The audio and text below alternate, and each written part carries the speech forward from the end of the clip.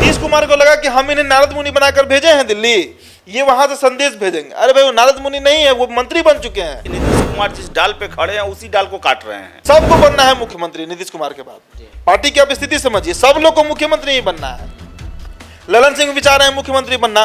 उपेंद्र कुशवाहा को लग रहा है कि भाई लवकुश में लव है तो कुछ हम है, तो हमको बनना है मुख्यमंत्री। अभी देखिएगा आने वाले दिनों में ललन सिंह वर्सेस उपेंद्र कुशवाहा भी होगा पार्टी में। नीतीश कुमार जो हैं अभी अपने जो एक होता है ना कि उन लोग के शब्द में कि भेड़िया जो है, जो भेड़ का शक्ल लेके आया है उस पर विश्वास कर रहा है, और अपने लोगों का वो अपने तीर से शिकार करते ही जा रहे हैं। नीतीश कुमार खुद को लालू प्रसाद यादव से भी बड़ा मसीहा के रूप में दिखाना चाहते हैं मुसलमानों में। उपेंद्र कुशवाहा को नीतीश कुमार ने बंगला खाली कराया रातों रात, उनको लाठी से पिटवाया।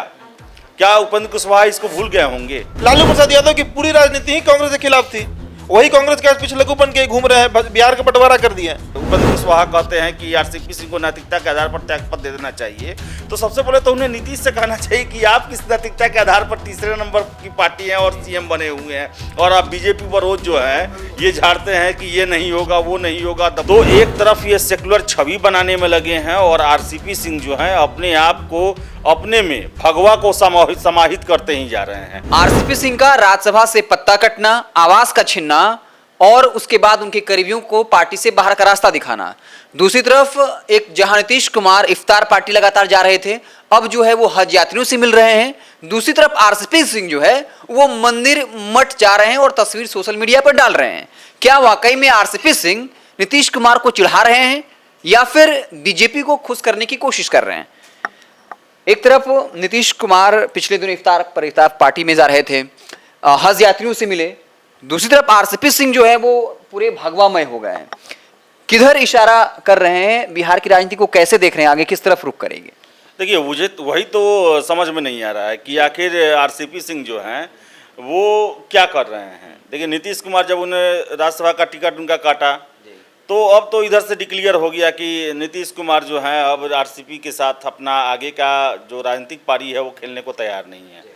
तो अब जो है वो नीतीश कुमार जो है वो दिल्ली में अपना जो सीट जो है, कुर्सी जो है बचाने के लिए अब मठ मंदिर, और आपको बताया कि 6 बाबा लोग के पास गए हैं। जूना अखाड़े के बाबा हैं, निरंजनी अखाड़े के हैं, फिर से रामदेव बाबा से मिले, और भी बाबा लोग हैं। और ये ऐसे बाबा हैं जिनका नरेंद्र मोदी से काफ़ी अच्छा संबंध है, यानी कि ये बाबा लोग का काफ़ी प्रभाव है नरेंद्र मोदी पर। तो देखिए, ये पॉलिटिकली तो इनको लग गया है कि अब पॉलिटिकली जो है मेरा दिल्ली में बने रहना मुश्किल है, क्योंकि जदयू कोटा से है वो, जदयू ने उनका राज्यसभा का टिकट काट लिया। हो सकता है कल को पत्र भी लिखा जाए कि इनको हटाया जाए और दूसरे को बैठाया जाए। कोई भी बन सकता है, ललन सिंह बने या कोई भी बने, जो सांसद है वो बन सकता है। तो इसलिए इनको लगता है कि पॉलिटिकली तो अब रास्ता बंद है, तो बाबा ही बसते हैं कि बाबा के इन्फ्लुएंस के चलते जो हैं हम कहीं दिल्ली में अपना जो है कुर्सी बचा सकते हैं। इसके साथ ही साथ देखिए, कल आप जब पीएमओ ने ट्वीट किया कि 10 लाख मिशन मोड में नौकरियां दी जाएगी अगले 1.5 सालों में, सबसे पहले आरसीपी सिंह ने ही उसको लेकर वीडियो जारी किया और बहुत धन्यवाद किया प्रधानमंत्री को, युवाओं के लिए अच्छे काम के रूप में उनको दर्शाया। लेकिन इधर देखें तो हम जो इनका ये काम जो है मोदी को खुश करने के लिए, वो काम जस्ट उल्टा है नीतीश का जो अभी कर रहे हैं। पिछले 1.5 महीना से नीतीश जो है सेकुलर राजनीति मतलब बीजेपी के गोद में बैठ के और सेकुलर राजनीति कर रहे हैं। वो इफ्तार पार्टी में जा रहे हैं, और जब बात हुआ उनसे कि माइक और ये हटाने का, तो कहीं सब फालतू बात है। जनसंख्या नियंत्रण कानून जो है उसको लेकर कल इनके प्रवक्ता आते हैं और सबको रगड़ के रख देते हैं। फिर से आपको बताएं कि हज यात्रा को, और वो दुआ करते हैं कि हज यात्री जाएंगे वहाँ दुआ करेंगे तो कोरोना ख़त्म हो जाएगा। 14 अधिकारी को मक्का भेजा जा रहा है कि इनको कोई प्रॉब्लम ना हो, उसको सॉर्ट आउट करने के लिए। तो एक तरफ ये सेकुलर छवि बनाने में लगे हैं और आरसीपी सिंह जो हैं अपने आप को अपने में भगवा को समाहित करते ही जा रहे हैं, और भगवा के रास्ते ही दिल्ली में अपनी कुर्सी बचाने में लगे हुए हैं। तो और जो खबरें मिल रही हैं, आपको मैं बता दूं, खबरें जो मिल रही हैं कि आरसीपी सिंह आखिर इतना निश्चिंत क्यों हैं, तो खबरें जो मिल रही है उसके मुताबिक कि 12 जो सांसद हैं राज्यसभा में, जो मनोनीत राष्ट्रपति के द्वारा किए जाते हैं, कला संस्कृति सब क्षेत्र से आते हैं, उनमें इनका बात बन गया है। ऐसा है कि बात बन गया है और इनको कंटिन्यू किया जाएगा।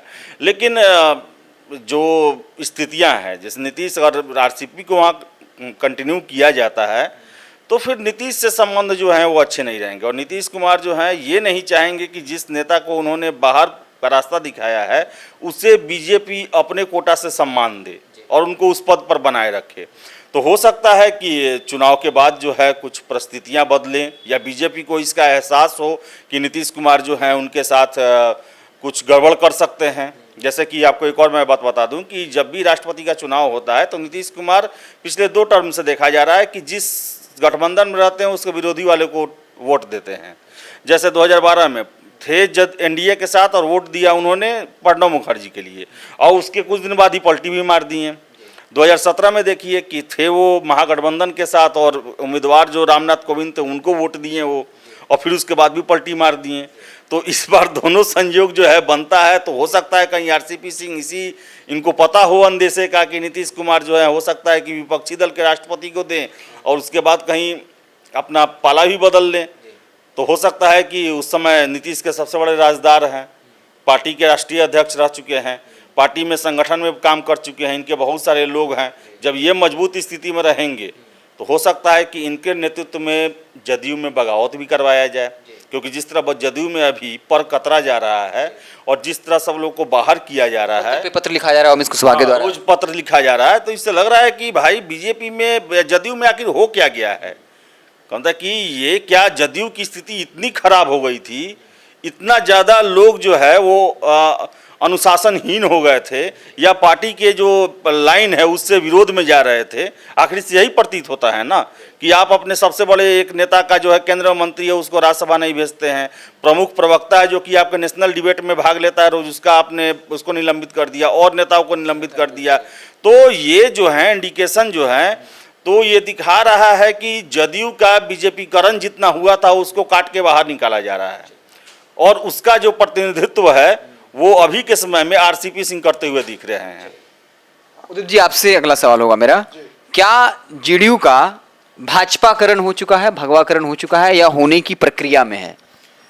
जेडीयू का भाजपाकरण हुआ है या नहीं हुआ है इस पर हम बताएंगे, लेकिन उससे पहले एक बात जो बिल्कुल स्पष्ट तौर से दिख रहा है कि जदयू कमजोर हो गई है अब, और जदयू को कमजोर करने में जैसा दिख रहा है इन्हीं के पार्टी के जो शीर्ष नेता हैं, चाहे आप ललन सिंह की बात कीजिए, चाहे आप उपेंद्र कुशवाहा की बात कीजिए। अब देखिए कल उपेंद्र कुशवाहा का एक बयान आया था कि नैतिकता के आधार पर आरसीपी सिंह को मंत्री पद से इस्तीफा दे देना चाहिए।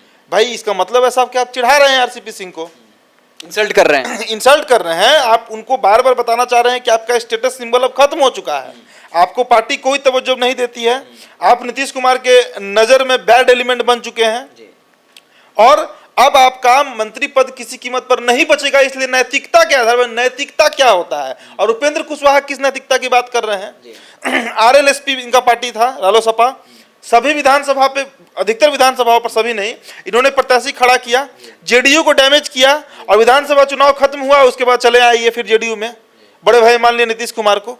14 का लोकसभा याद कीजिए, ये चुनाव लड़कर जीते और जीतने के बाद केंद्र में मंत्री बनाए गए, भाजपा से इनका मन उबा, फिर अपनी पार्टी बनाए, फिर जेडीयू में आ गए। कौन सा नैतिकता का बात उपेंद्र कुशवाहा कर रहे हैं? तो इससे हम क्या कंक्लूड करेंगे कि जेडीयू को तो कमजोर उनके अपने ही लोग कर रहे हैं। आप ललन सिंह का पूरा प्रकरण देखिए, राष्ट्रीय अध्यक्ष बनाए गए, उसके बाद पटना आया तो लगा कि बारात निकल रहा है किसी का। अबे राष्ट्रीय अध्यक्ष पूर्व में भी कई लोग रहे हैं, जॉर्ज फर्नांडिस और शरद पवार, माफ कीजिएगा शरद यादव, कई बड़े बड़े नेता इनके पार्टी में रहे। इस तरह का तो प्रदर्शन नहीं हुआ था, वो प्रदर्शन भी आरसीपी सिंह को चढ़ाने के लिए किया गया था। हालांकि उसके प्रत्युत्तर में आरसीपी सिंह ने जवाब दे दिया, उन्होंने भी वही काम किया जो ललन सिंह ने किया।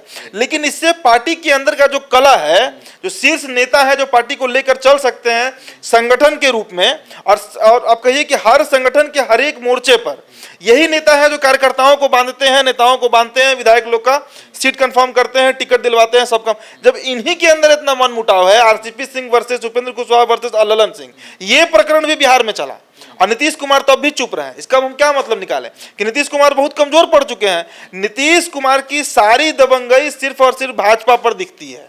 अपने पार्टी में बूथ स्तर तक देखिए, आरसीपी सिंह वो नेता रहे हैं जो, आरसीपी सिंह आप कह सकते हैं सबसे बड़े राजदार रहे हैं नीतीश बाबू के।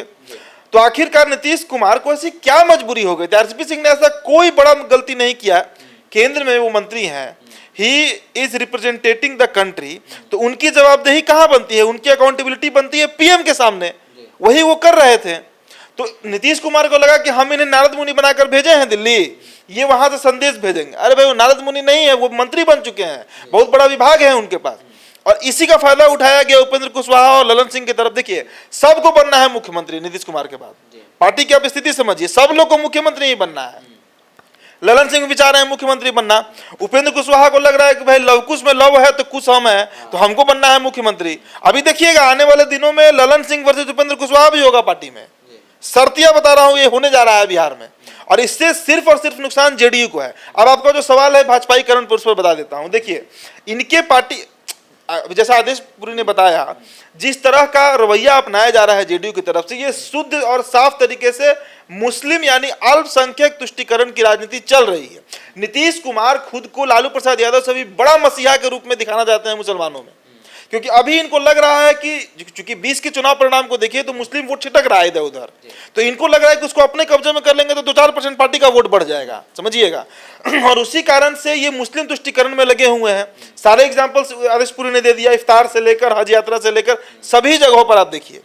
तो ऐसी स्थिति में नीतीश कुमार एक तरफ लगे हुए हैं मुस्लिम वोट को एकत्र करने में, और इधर ये बात समझ नहीं पा रहे हैं कि आरसीपी सिंह हुए या फिर अजय आलोक का आप नाम लीजिए, जितेंद्र नीरज का नाम ले लीजिए, अनिल कुमार का नाम लीजिए, ये सभी लोग वो लोग हैं जो सही मायने में जेडीयू के लिए जमीन तैयार करते हैं चुनाव के समय। हर तरीके से, धन से, बल से, जन से ये खड़े रहते हैं, लेकिन आपसी क्लेश के चलते। और अभी देखिए श्रवण कुमार का बयान आया, मंत्री ग्रामीण विकास, ये बोल रहे हैं पार्टी में डिसिप्लिन। अरे भाई कौन सा डिसिप्लिन का बात करते हैं? आपकी पार्टी में कभी शाम रजक आ जाते हैं मंत्री बनने के लिए, एमएलसी बनने के लिए, फिर विद्रोह करते हैं, मंत्री बन भी जाते हैं, फिर चले जाते हैं राजद में। उपेंद्र कुशवाहा को आप लोग पार्टी में सम्मिलित करा लेते हैं, शिवानंद तिवारी कभी राजद कभी।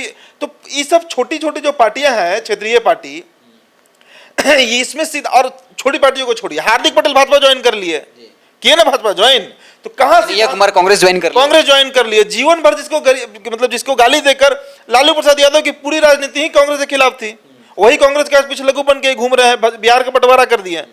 तो राजनीतिक पार्टियां डिसिप्लिन की, सिद्धांत की बात करती हैं, 90 के पहले हुआ करती थी। अब 90 के बाद जब से समाजवादी राजनीति आई इस देश में, तब से राजनीति सिर्फ सत्ता के लिए हो रही है। 70 साल से की आयु पार कर चुके नीतीश कुमार अभी भी अपना करियर तलाश रहे हैं बिहार की राजनीति में। कहां कोई सिद्धांत है? और उनके कॉम्पिटिटर बन रहे हैं ललन सिंह, उपेंद्र कुशवाहा बन रहे हैं। अब इस बात को मानना चाहिए कि वो बन रहे हैं। तो भाजपाईकरण पार्टी का हो रहा है या नहीं हो रहा है, इससे ज्यादा जेडीयू को इस बात पर चर्चा करना चाहिए और विमर्श करना चाहिए कि सारे नेता जब चले ही जाएंगे इनके पार्टी में तो रहेगा कौन। एक बात मैं आपको बता दूं कि कुछ जो हैं, जो कि आरसीपी सिंह के काफ़ी नज़दीकी हैं, उनका कहना है कि नीतीश कुमार जिस डाल पे खड़े हैं उसी डाल को काट रहे हैं।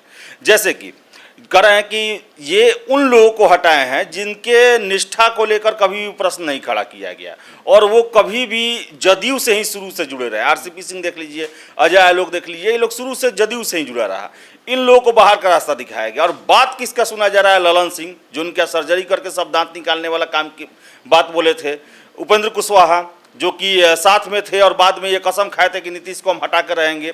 और ये भी कहना है उनका कि देखिए इस बार जो है, कभी कभी जो दुश्मन जो है हमेशा दुश्मन बन के ही नहीं आता है, कभी कभी संत बन के भी आता है। उपेंद्र कुशवाहा को नीतीश कुमार ने बंगला खाली कराया रातों रात, उनको लाठी से पिटवाया। क्या उपेंद्र कुशवाहा इसको भूल गए होंगे?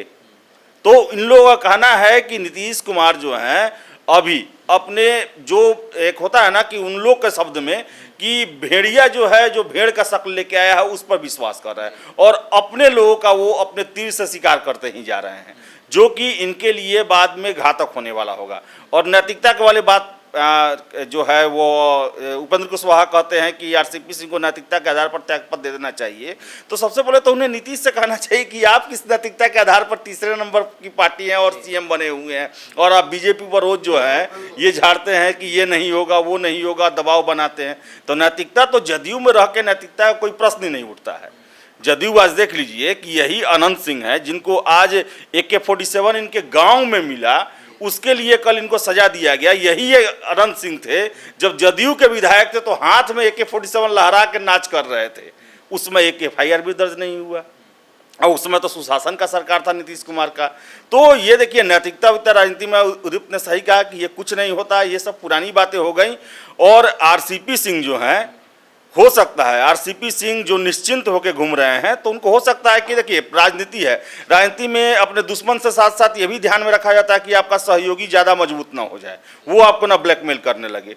तो हो सकता है कि आरसीपी सिंह में बीजेपी उनको ये लॉलीपॉप दिए हुए हो कि आपको हम बहुत कुछ देंगे, लेकिन आप हमारे साथ रहिए, ताकि नीतीश का जिस दिन शिकार होगा, नीतीश पर दिन तीर चलाया जाएगा, उस दिन आप ये बताइएगा। जिस तरह था ना वो जो ये महाभारत में, रामायण में जो रावण के भाई थे विभीषण, उनको सारा राज पता था कि किसका जो है प्राण कहाँ पे है। तो हो सकता है कि आरसीपी सिंह उस दिन के लिए हो और वो बताएं कि कहाँ कहाँ पर हिट करने पर नीतीश कुमार जो है टाइट होंगे, सही दिशा में चलेंगे। तो ये हो सकता है। और जो आरसीपी सिंह है, वो आरसीपी सिंह का भविष्य अभी देखा जाए, अभी के सिचुएशन में तो बड़ा ही अभी संकट वाला बना हुआ है।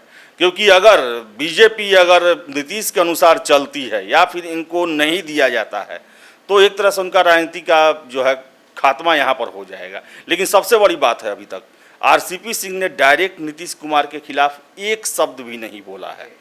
हो सकता है बाद में आके माफी भी मांग ले वो। जी कोई और कमेंट? कमेंट्री यही रहेगा, क्या कमेंट है, तो बता ही दिया कि जदयू की स्थिति जो है वो फिलहाल बिहार में सबसे कमजोर, सबसे छोटी पार्टी की हो चुकी है और भाजपा पर चढ़ाई सिर्फ नीतीश कुमार करते हैं, पार्टी पर उनका नियंत्रण नहीं है। अगर पार्टी पर नियंत्रण होता तो भाई अजय आलोक को भी पार्टी से निष्कासित करने का कोई लॉजिक नहीं है, कोई तात्पर्य नहीं बनता है। उसके बाद जितेंद्र नीरज, ये लोग क्या ऐसा गुनाह कर दिए थे? और डिसिप्लिन क्या होता है, ये जो बार बार जेडीयू के लोग कह रहे हैं कोई मंत्री हो, जेडीयू अनुशासित पार्टी है, अनुशासन, और बार बार जो जेडीयू के नेता लोग ये कह रहे हैं, कोई भी जो मंत्री हैं, कि जेडीयू जो है वो अनुशासन की पार्टी है, डिसिप्लिन की पार्टी है। किसी पार्टी में, बिहार की तो राजनीतिक पार्टी भाजपा को भी आप कह लीजिए, किसी पार्टी में कोई डिसिप्लिन नहीं है। यहाँ सिर्फ सत्ता ही चाहिए, और जब सत्ता के लिए ही सारी लड़ाई है, तो ऐसे में पार्टी को कमजोर करके आप सत्ता कैसे पाइएगा? किस बिसात पर आप 24 का लोकसभा और पीएम बनने का सपना, पीएम बनने का सपना, सबसे छोटी पार्टी जो अपने ही नेताओं पर एक्शन लिए जा रही है लगातार, और ये समझ नहीं आता है कि इस पर नीतीश कुमार संज्ञान लेते हैं कि उनकी मर्जी से हो रहा है, और मर्जी से हो रहा है तो ये कौन सा राजनीति है, कौन सा बुद्धि लगा रहे हैं? क्योंकि देखिए पार्टी का कमजोर होना सीधा असर डालता है चुनाव में। यही अजय आलोक आज भाजपा ज्वाइन करेंगे और देखिएगा इनको भाजपा ज्वाइन कराएगा। भाई सबसे बढ़िया बोलने वाला नेता था, और वो दिन भर बैठ के नीतीश कुमार के खिलाफ उसके बाद बोलेंगे। या अगर गलती से आरजेडी चले गए अजय आलोक, तब तो फिर भाजपा और जदयू दोनों का ही बखिया उधर के धर देंगे, तो नुकसान किसका होगा? जितेंद्र नीरज के बारे में मैं निजी तौर पर जानता हूं, कई बार इंटरव्यू किया हूं, उनके क्षेत्र में उनका बहुत अच्छा पकड़ है, राजपूत समाज से आते हैं और आरसीपी सिंह के ठीक है करीबी रहे हैं। लेकिन जितेंद्र नीरज का अपना पकड़ है, वो पंचायत स्तर पर काम किए हुए लोग हैं, तो उन लोगों को निकालना। आप देखिए अभी ये भी हो सकता है कि आने वाले कुछ दिनों में और भी कुछ लोग निकाले जाएं। आरसीपी के नाम पर जितना पार्टी कमजोर होगा वो पार्टी को ही नुकसान है। अब ललन सिंह पर्सनल फायदा हो, अब कैसे होगा नहीं पता, कार्यकाल बचे मंत्री बन जाएं ज्यादा से ज्यादा, यही हो सकता है, या हो सकता है कि वही सीएम बनने वाला जो बात मैं कह रहा हूं। लेकिन ये लोग अभी इस गलतफहमी में ना रहे, नीतीश कुमार अभी भी अपना आगे का 10 साल का करियर तलाश रहे हैं बिहार की राजनीति में। चलिए आपको हमारी बातचीत कैसी लगी कमेंट सेक्शन में जरूर बताइएगा। बहुत बहुत धन्यवाद।